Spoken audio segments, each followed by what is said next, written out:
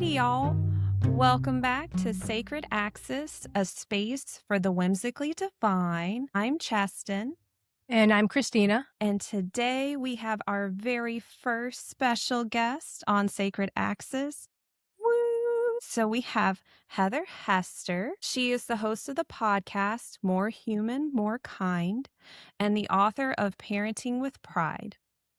As a speaker, author, coach, and LGBTQ plus advocate, she helps parents, allies, and organizations move from fear to fierce, informed love with clarity, compassion, and courage. She believes in the magic of connection and that kindness and belonging aren't just a feeling, they're a practice. And Heather was kind enough to gift our listeners with 5 ways to have real conversations with your queer teens.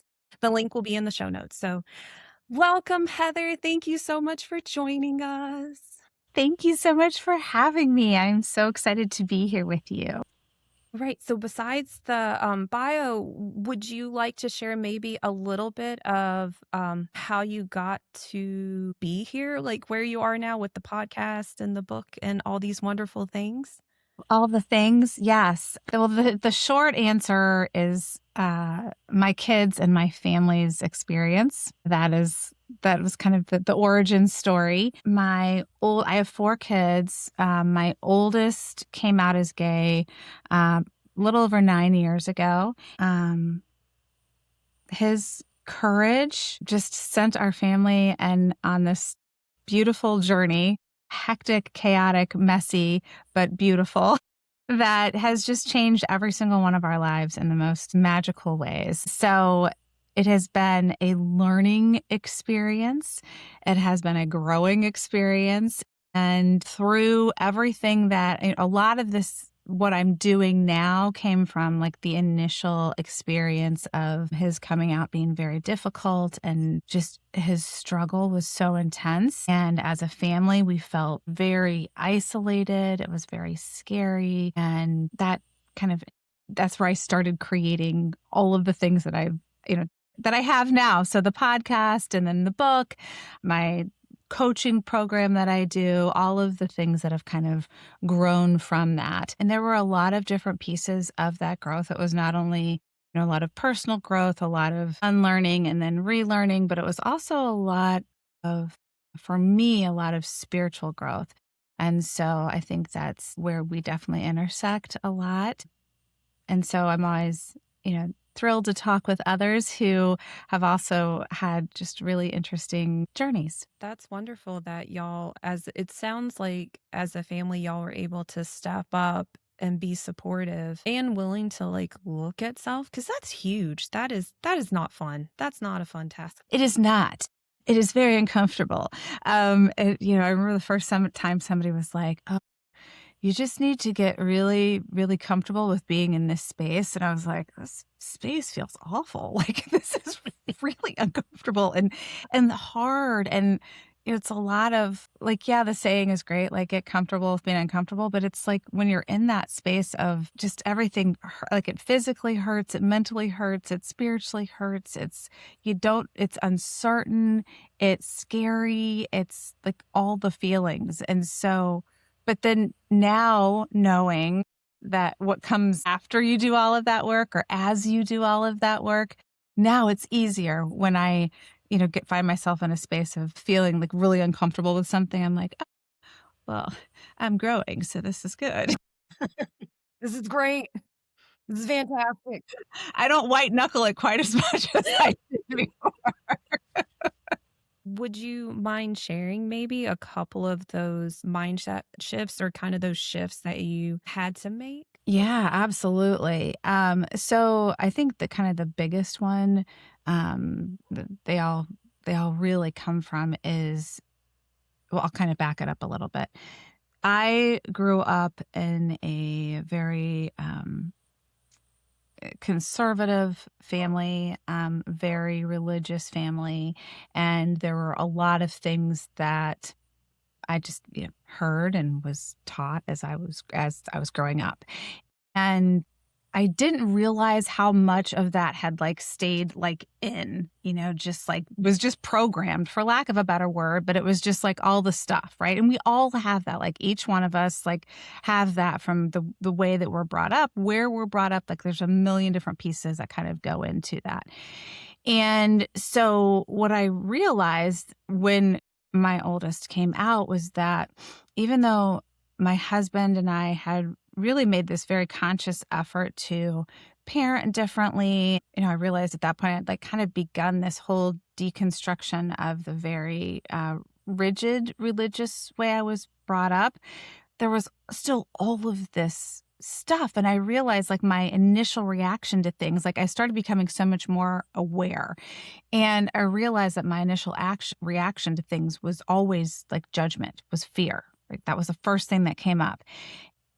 I didn't like that. Like it felt bad, right? And I think the more we become aware of like that we're doing that, we're like, oh, it doesn't feel good. So I started, and this is not, many people do this now. The more people I talk to, the more I'm like, this is not uncommon. But I was like, if I just shift into being like, I wonder, like I'm curious, right? That curiosity instead of that immediate like judgment of like good or bad, like whatever you want to say, the black or white, just something that's like binary, right? Well, just whatever the binary is. If I'm able to sit with that for a minute and just be like, I wonder where this is coming from. I'm really curious about how that person is feeling or what they were taught when they were growing up or whatever it is, fill in the blank for wherever you are. And that was such an incredible, like I realized like the more that I was able to practice that, the quicker I was able to get to that space, the easier it became. I mean, I still like now, like will catch myself and be like, geez, like there that is, right? Like it's the whole, as you never stop growing. So you're always like unearthing stuff, right? As you get through one layer, you get to the next and you're like, oh, there's still stuff in there that I need to take a look at and work through, process, let go of, move forward, right? So I think that is kind of like the base where everything else kind of grew from, was that awareness to be able to do that. And from that grew, the ability to recognize that not only is it not possible, the whole idea of being like the perfect parent was just such an illusion of just setting everyone up for disappointment and difficulty. And being able to lean into, this is actually really messy. Life is messy. Parenting is super messy. You can plan all you want and you can like think in your brain, like I'm going to, my kids are going to be like this, this, and this. Yeah. I mean, good luck with that.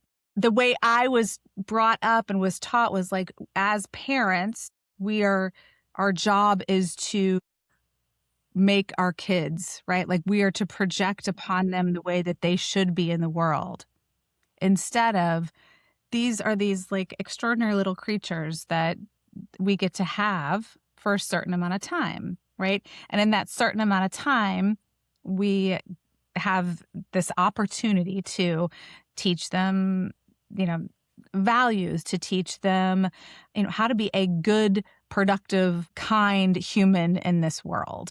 And so that was a huge mindset shift. And then kind of layered on top of that was, that's not easy. It's going to be messy. Your kids are, there's always going to be something that you're like, ooh, I don't know how to handle this. I don't know what to say right away. And learning that it's okay to say, I don't know, instead of always having to have the right perfect answer and always saying, well, you need to be doing this, or you should be going and trying this or doing this, or, this should be your major in college, or this is the sport that you should play because I was good at this sport, whatever it happens to be. And again, like that's uncomfortable because a lot of times, your kid ends up wanting to be an actor, which you know nothing about. And you think, well, gosh, that seems like a life that might be a little uncertain, but if that's their passion, that's their passion, right? And so then you do what you do, to support them and launch them the best that you can. So I only use that as an example because that's what one of mine decided. I was like, I have no idea how to guide you through this, but I can hold you through it. So, right. So yeah. That's so wonderful. And I like you brought up a bunch of points that I think that we kind of that we I know that I feel like they're kind of ingrained in our society, like you were saying that we almost create a mold and try to force kids to fit into a certain mold, like, or like this cutout that we have. And it's like, you've got to fit into this cutout or this expectation, and having to have that balance of like, okay, teaching them morals and ethics, super duper important, of course, and teaching them reasonable social obligations like, hey, let's be kind to each other. But like you said, when it comes down to like professions or sports, or like also allowing them to be their individual self. Right. Right. I mean, I think one of like the biggest things that I realized that I learned right away when, my son came out was I realized that in my brain, I had already like I had him married to a woman, down the road. Like I had created all of these things in my mind and I wasn't even like super aware of them until I was like, wait, that's not going to happen now. And how do I feel about that? I don't know how I feel about that. Right. And so it became this like, oh, and realizing then as I began talking to other people and working with other parents, like that is just, of course, then learning like terminology for what that is, right? That's it. That is a phenomenon, right? And so it is now being able to add that to the list of things of like, we don't know who our child is going to, whether they could go through this whole life just being single, right? Just themselves. I mean, my sister did that. And so people do that. We don't know who they might date or marry or partner with or live with. Like there's all of these different options, but we create in our brains like these this or this or like all these binary options. And so I feel like that to me has been such a fun thing to, you know, I don't look at it as like correcting. It's more like offering this opportunity to see things differently and to see things like more inclusively and more broadly, and to not be afraid of these options that perhaps we didn't see, or we weren't around, or we weren't taught when we were kids, because many of us weren't. But to not be afraid of that, just because perhaps that wasn't part of our youth, doesn't mean that it's wrong. And so I just find that to be it's an opportunity for just helping others kind of step out of that fear. That's wonderful. Well, and I know when you were talking about the binaries of it, and the judgment, like for me, definitely realizing how much I would judge things. And do you feel like we were taught to view everything from like a moral lens? Mm, Like, for example, like that a boy can't wear a dress because, that is, of course, we call it being like acting whatever, but how much of it is a moral thing of like it's wrong for a boy to act like that? I think that's such an interesting question, because it's like whose moral lens is that, right? And I mean, and that's like, and I can say that now only because I've been able to like step back enough and be like, oh my goodness. But yes, you're right. Like there is a wide swath of people who that is their moral compass, right? They see that as not immoral. Well, why? Right? Why is that immoral? Where where did we read that? At what point did that become, is that true, or is that something that somebody decided at some point and inserted it into a text that many take to be the moral compass, right? Well, so I think that there's a piece of of all of this that invites, well, first of all, it invites critical thinking, but that is something that's removed from that process, right? Like I remember when I, 10 years or so ago, starting this and this process and realizing that I just blindly believed so many things, even though I considered myself a very, intelligent person. I am well educated. I'm all the things, right? But there were so many things that I was like, well, that was in the Bible, right? That was in this sacred text. This was just the way that I was taught. And when I was able to kind of begin to like step out of that and analyze it, and then also allow in other information and education that perhaps 10 years before that, I would have been like, oh, that says this and this is bad, right? Like there's a whole other judgment that was assigned to that. Beginning to like that takes a while to hone.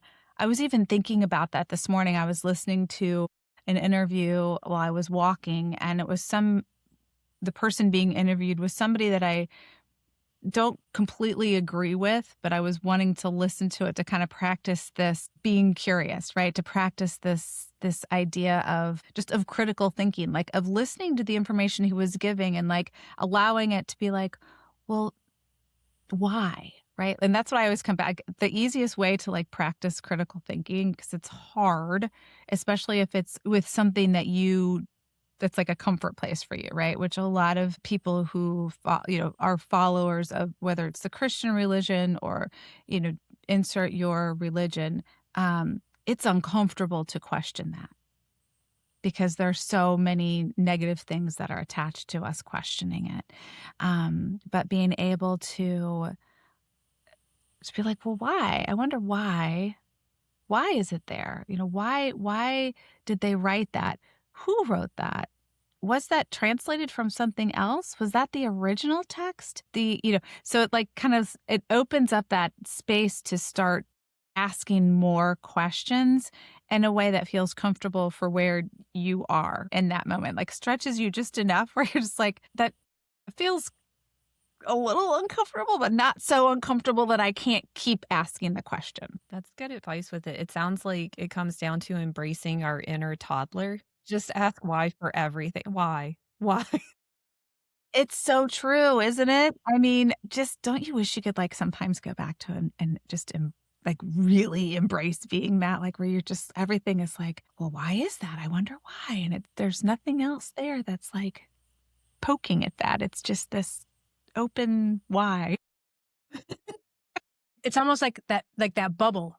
It's just a bubble Yes. of why Yes. with no boundaries. Right.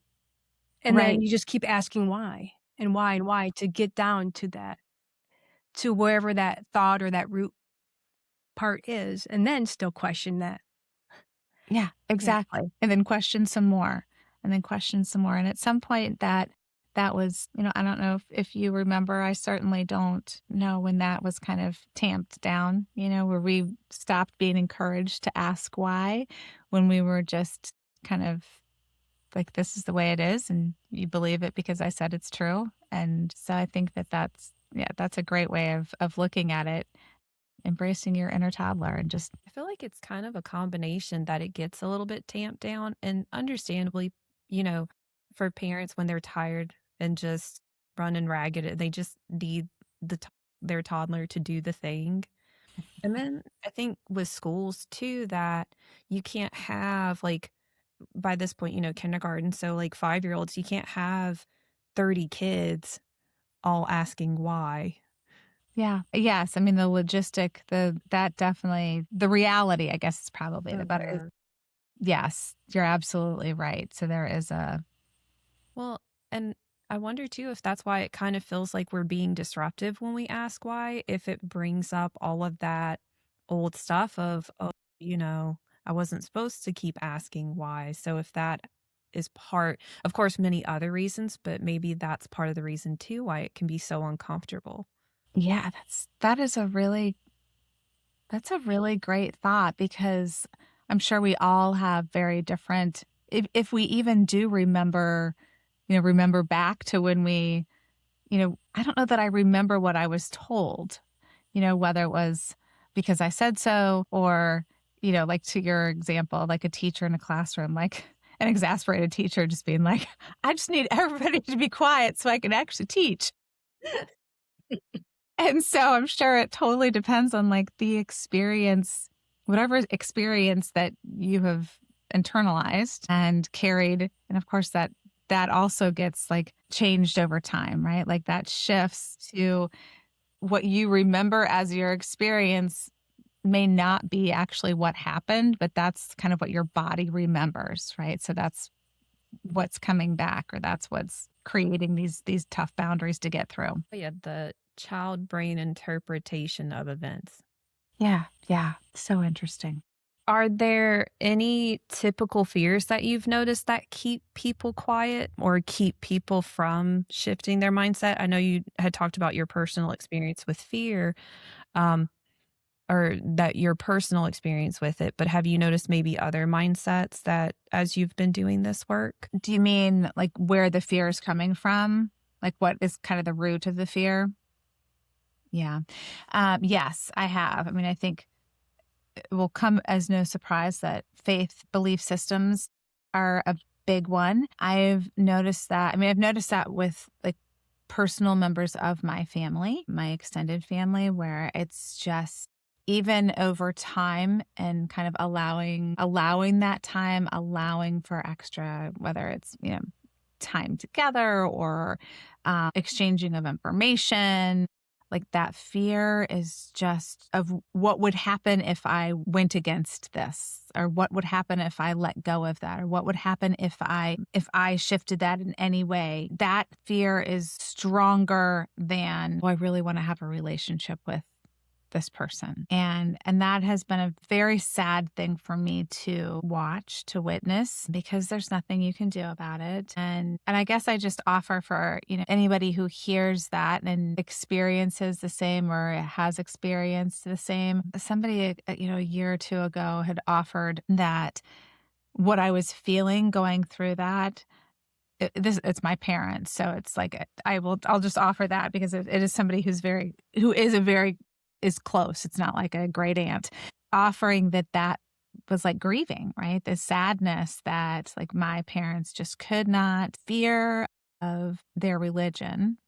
Like if they were to say, I embrace my grandson and I celebrate what my daughter is doing, like it's too strong. And so it's really limited our relationship. And it's, in the process, I've seen things more and more clearly, but it's also, I think, being able to look at this and say, I can grieve that relationship. I can grieve what I hoped that relationship would be, not just for me, but for my kids. And in doing that, it allows me to, more times than not, have compassion and feel sad for them. I still have moments where I'm really angry about that, but I think that, certainly religion probably is the biggest driver of like root fears.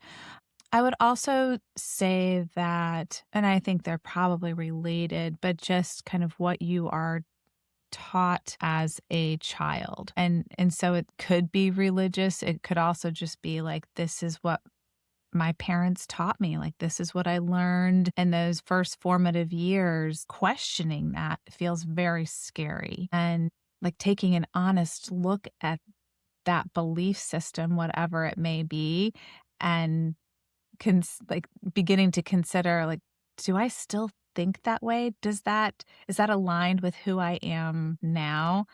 That can feel really, really scary. And I think there are a lot of different fears that can come from that. Fear it's powerful.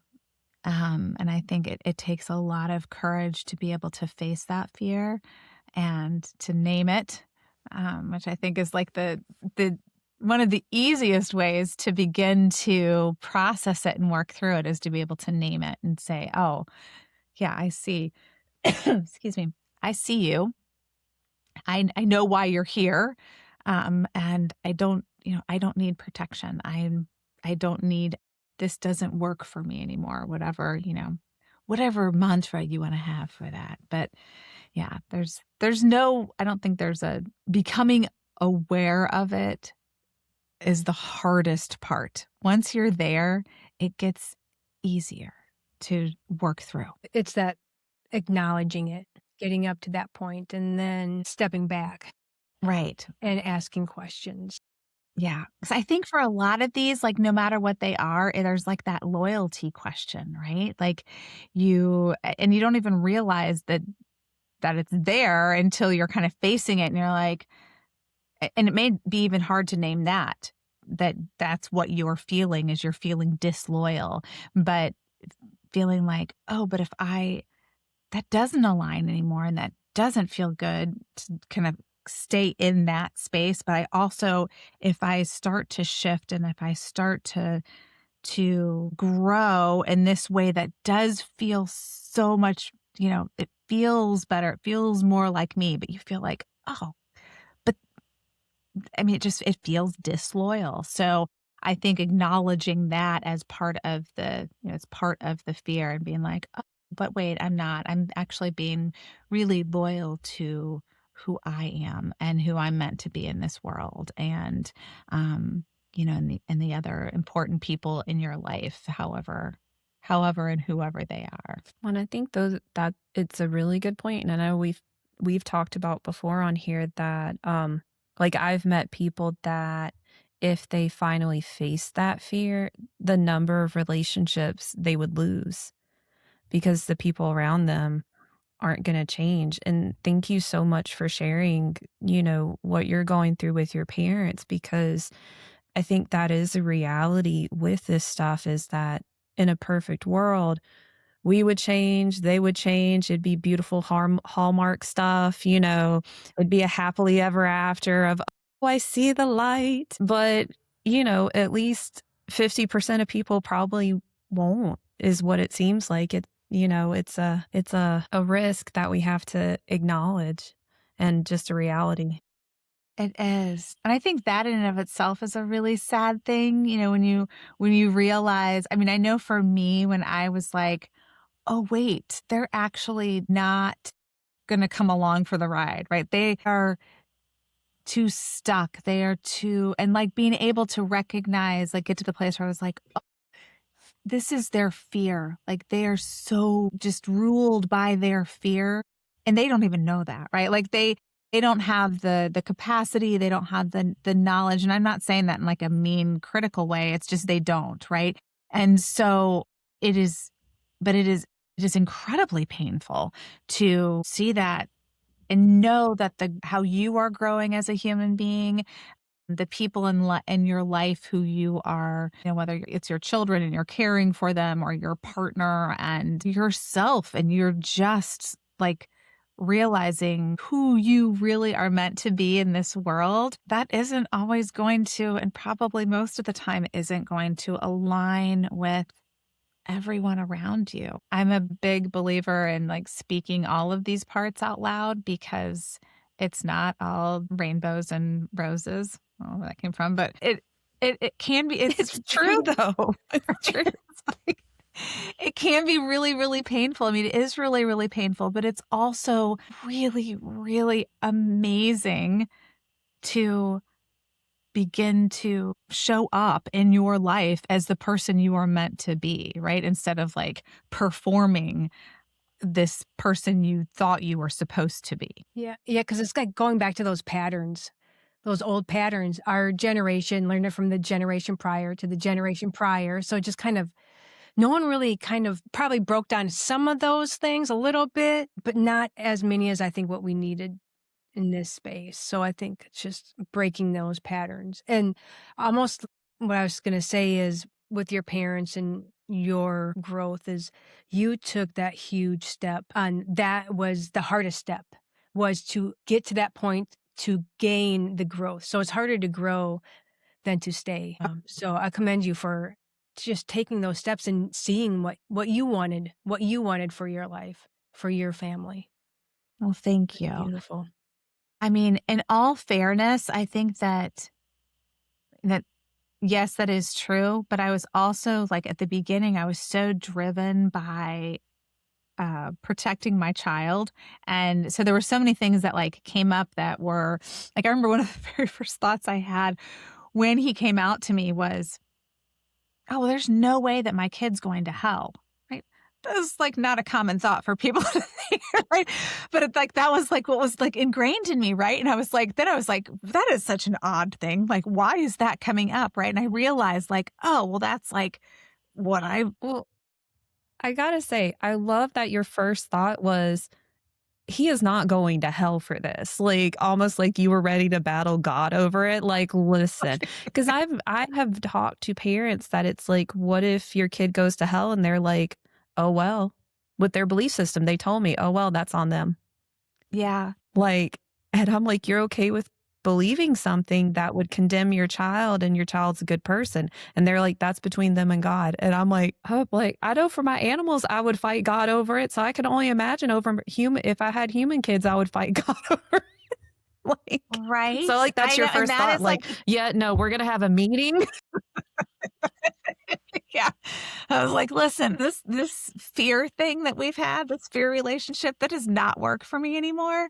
And so we're gonna have to either like redo the way our relationship works or just not have one because I literally it was just, it's such a crazy, like, as I look back now and I think I was so clear on that, like it was not even a question. It was, this kid is not going to hell.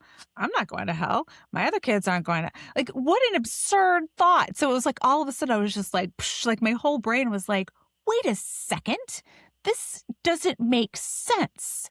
I mean, at all. So then it was kind of like following that thread, right? Like how you like you start to pull a thread, and I was like, but wait, I need to understand more about this and I need to like really figure this out and I need to learn.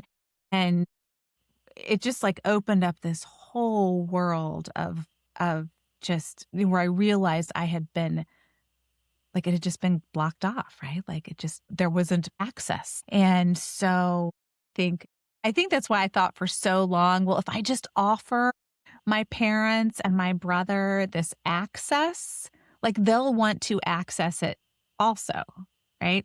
And it probably took me a little longer than it should have to be like, oh wait, no, they're not going to. Like they have no interest. It's just the fear is too powerful. It's not even that they don't have interest. It's that the fear is, they're so consumed by that fear. So yes, it is. And to your point, it is such an interesting, because I've worked with parents who have, that's been their feeling, and it is it's perplexing, isn't it?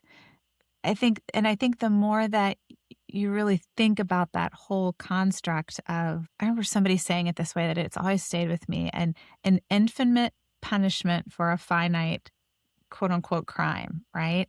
And I think, and you're telling me that this is a loving God that's doing this? Like, does anybody else see that that doesn't make sense? Like, it just doesn't make sense. And it just doesn't feel like, you can feel it in your body, right? Like how it just doesn't make sense. And so for me, I think that was also like, I just knew it in my body right away before I could even like really articulate it. And so that was also helpful. I think that's a really good quote and a really good point. Cause I know that for me, of course, it wasn't called deconstruction at the time, but for me, it started in 5th grade when I tried to conceptualize what an eternity meant. I had almost had a panic attack at the thought of forever, just the concept of an eternity of time. And then I was like, there are people who are going to go for an eternity of suffering for like using a swear word. Right. Like, yeah, and so I would ask and push back, and like, I don't understand why would an eternity of suffering, and knowing they couldn't give me an answer to it. And that really started it for me, because I couldn't, like you said, if it's a loving God, the two don't fit. No. They don't. It was so funny was, I mean, like that was one of the questions that I remember. I also had that question, and my grandfather was a Church of God minister, and so I'd go to my grandma and grandpa for these questions, and they'd be like, "Honey, you just need to believe it because God said it so." Right. So everything was, if they didn't have an answer for it, it was God said it so. Okay. Like I remember being like, but it doesn't make sense. Like I don't understand this, right? And so it was just like this. There are the pieces, right? Where it's like God said it so. It's like the parents, like because I said so. Right? Okay. Is God exhausted too because I'm asking all these questions, right? I don't think Yeah. so.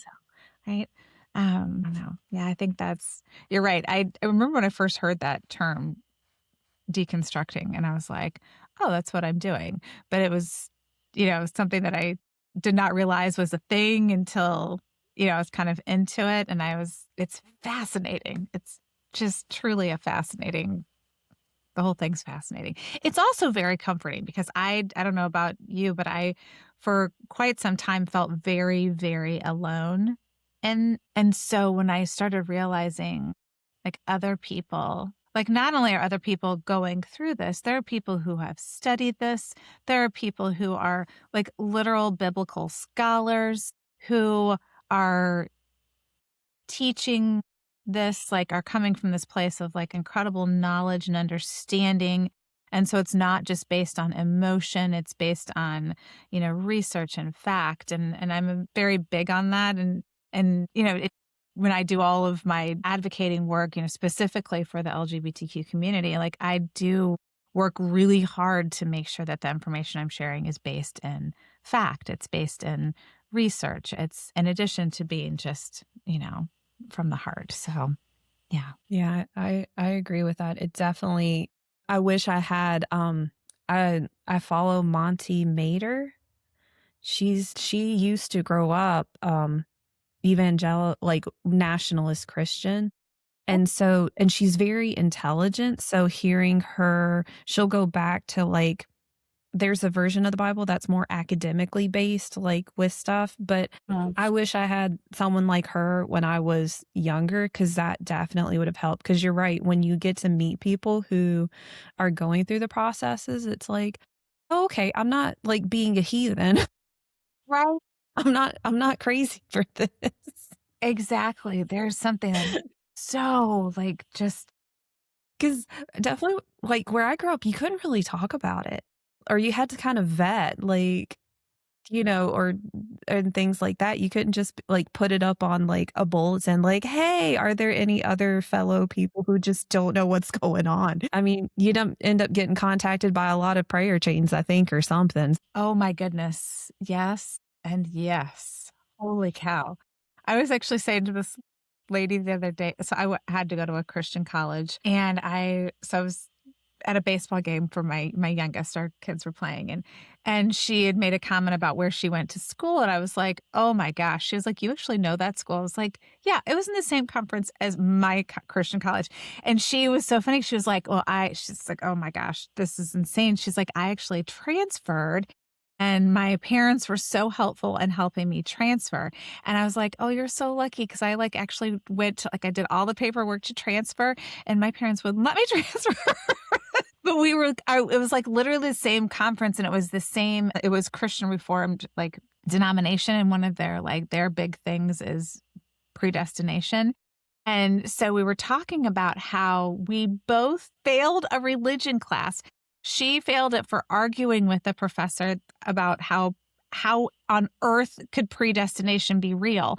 And I failed because I wrote my final paper on how like proving that predestination could not possibly be like it just wasn't. And she was like, "Yeah, that was my final straw." I was like, "Yeah, I just had to continue on because I wasn't, and I didn't have like I think of my kids now and I think like they would have like the support around them to be able to be like, "No, but this is why I need to transfer.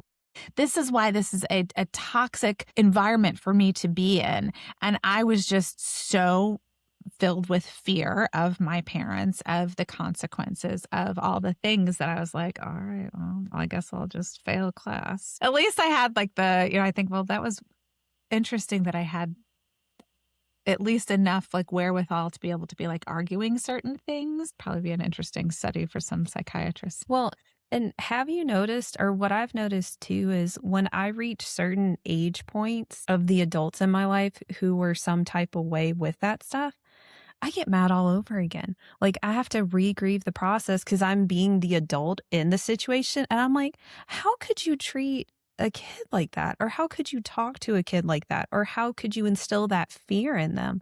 Like I get angry all over again. Yeah. Yeah. I mean, I do. I have to take like very purposeful breaks from what I do because I do get it's so infuriating. It is so it's just it's heartbreaking. Like it actually physically hurts when I either whether I'm working with somebody or I read a story or I hear something from somebody else, like it does kind of blow your mind. And it also at the same time, I think it does for me like, okay, like this work, I got to keep going. Like that's what like spurs me on the days that are so hard or where I'm like, why am I even doing this? And then I hear a story or somebody reaches out to me and I'm like, okay, right, we got to keep going. And I think too, like, um, that like just knowing in your body and your soul that is just so wrong. Like that's what keeps us going. Like that's what keeps us doing the work that we do and knowing that it is purposeful, that it's needed, that our voices are needed, right? So we may not change that one person that brought it to us, right? Or we may not influence them or be able to guide them to a even half an inch of a shift, but we don't know who else that we'll touch in that process either. So, Well, as you know, the world is kind of interesting place right now to be in, and especially in the United States. Do you have any advice or strategies for how a person can show up and support and advocate for their loved ones? And of course, for themselves if they're in this situation, but we're also, talking about the allyship aspect. right. So, what would you recommend for a person? Yeah, I love this question because I think that it's easy to think that like the only way to advocate is to like go out and protest. That's not always possible. First of all, not everybody lives in a place where there are protests. Second of all, that's not everyone's strength. That's not something that everyone feels safe or comfortable doing. I think that there is a lot to be said for those who are in the communities right now that are being attacked or otherwise marginalized. They are not the ones who should be doing the work right now. It's those of us who are allies and who are advocating for them. We need to be picking up the slack because simply existing, especially in our country right now, is so difficult. And so I think that any of us who have any type of ability or privilege need to be doing the work. And that work can be anything from I always say like think about what you're good at. Like what is your talent? What is your it could even be like a hobby. Like what is something that you do really well? There are organizations out there who need all kinds of talents, not just the being on the front lines and advocating. They need people who are willing to write. They need people who are willing to do, legal work. They need people who are willing to get on the phone and just be like calling representatives and writing representatives, being a thorn in the side of people who actually have power right now. And even if you think like, I know a lot of people believe that that is not like, what's the point? There is a point like that they're the people who are in power right now. That is like their whole, a big point of what they are doing is to quiet everybody down, to silence people, to make people feel like, what is the point? So we have to remember that and take that as fuel for doing whatever it is that we do. So, find an organization. Everybody has at least one organization that they really believe strongly in. It could even be like find somebody online who you follow their work. Like they could have a really big voice, right? Like they could be doing advocacy work or, political work or some kind of work that you really believe in what they're doing. Support them, right? So there are so many ways to support. Just like think out of the box. Don't think that you have to do something because that's what you see everybody else doing. I will say one of the organizations that I feel like give a lot of different options to people to help out is Indivisible. And they have a lot of like local chapters, but they do have like national work that they do as well that you can just kind of tap in, even if you just kind of want to keep your finger on the pulse of what's going on, like what is being organized. I think that they are a really good organizer. Thank you so much for that. That's really helpful and it gives people tools because yeah, it's very easy to feel hopeless and helpless and get into apathy and what's the point of it all and definitely getting out and doing what you can Yeah, with what your capacity is. It does make a huge difference. it does. It does. And I think also like honor what you're feeling, right? If you're feeling really exhausted, if you're feeling just like, I just can't today, honor that, right? Like give yourself a break and take care of yourself because this is a marathon. It's more than a marathon. We don't, it's like an Ironman. And so just know that you need to have that strength to keep going for a long time. So whatever it is that you do to give yourself a break, do that. I think that's a really good point too. And I don't think I don't remember being taught that in the sense that it was like the First World War. It was like, oh, and then it was done, and then it was going to be world peace forever. And then World War II, the rise of Nazism. Oh, okay, well, it's done. So they're officially done with, and the end. And of course, we know that's not true. But we were always taught, well, that, or I remember it being phrased like, well, that's the end of things. Or like with the civil rights movement, well, now everybody's equal. So there's no problem anymore. Like, what are you talking about? There's no systemic racism. Or like, they had banned conversion therapy. And we know they just recently overturned that ruling. And so I wish that I had been taught at a young age that it's always gonna be there. Like, Yeah. there's always gonna be those types of people who try to oppress others. Right. And so it is a lifetime thing. It's a generational thing. It's never gonna stop. Right. Yeah, I feel like that would've made it feel less I mean, it still would've sucked to be like, "Ah, crap, this is always gonna be a thing." But it wouldn't have created such a, like, hopelessness situation because it's like, "And here's what you can do to help this, to keep" call Right. people out on this stuff, and if it's safe and comfortable or help organizations and stuff. But, yeah, I feel like now we're more embracing, "Okay, this is, like, a lifetime thing." Right. Right. Like the work is never done. And I think that was a disservice of our education coming up, for sure, that we were like everything had a neat bow on it. Right. And so, and there was a lot of information that was perhaps not accurate or What?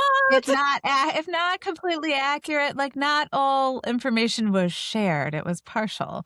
Right. And so I think as you like realize those pieces, you're like, wait a second. Like, Well, yeah, like John Smith never met Pocahontas and his journals were a lie, like, realizing that, and I'm like, "What? That it was a good thing to learn because it did make me question everything."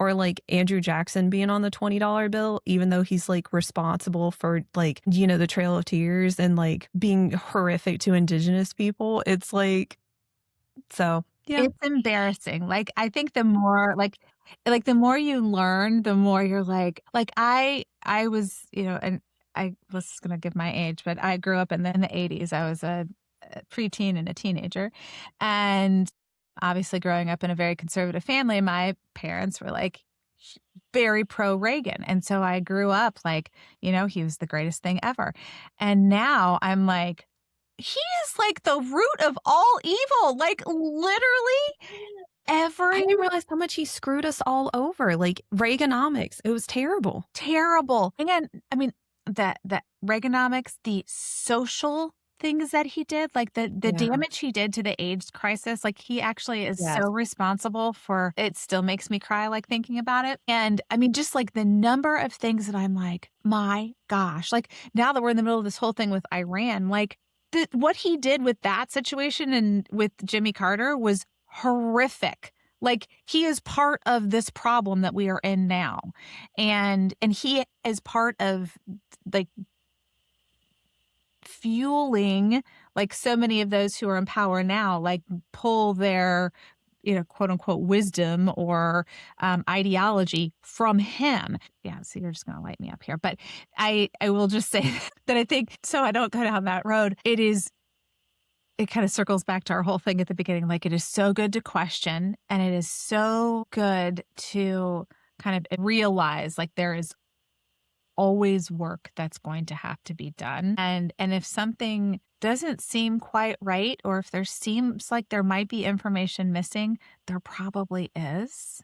Like, your gut feeling isn't wrong. And I think that's the other thing that's kind of shamed out of us as young people, is to trust your gut, to trust your inner knowing, whatever you want to call it. And that is something that we need to bring back, that we need to encourage people. Like, if you feel like that doesn't feel right, it's probably not. Well, and I think the other part too with it is accepting that we all belong in the circle, but none of us are meant to be at the center of the circle. Oh, And so any types of policies or anybody trying to say, oh, well, these people don't belong in the circle, or hey, like these people should be at the center of the circle instead, especially when it's like the majority and things like that. I mean, if they're trying to kick people out of the circle, it's not a good thing. And none of us are meant to be at the center of it. Like, we're supposed to be with everybody else, yeah.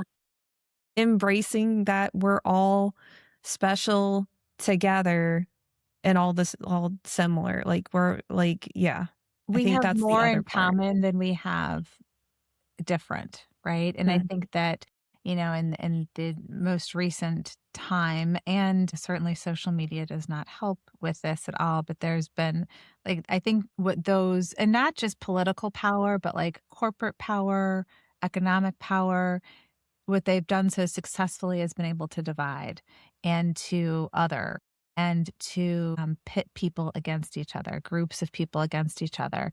And that has been their winning formula.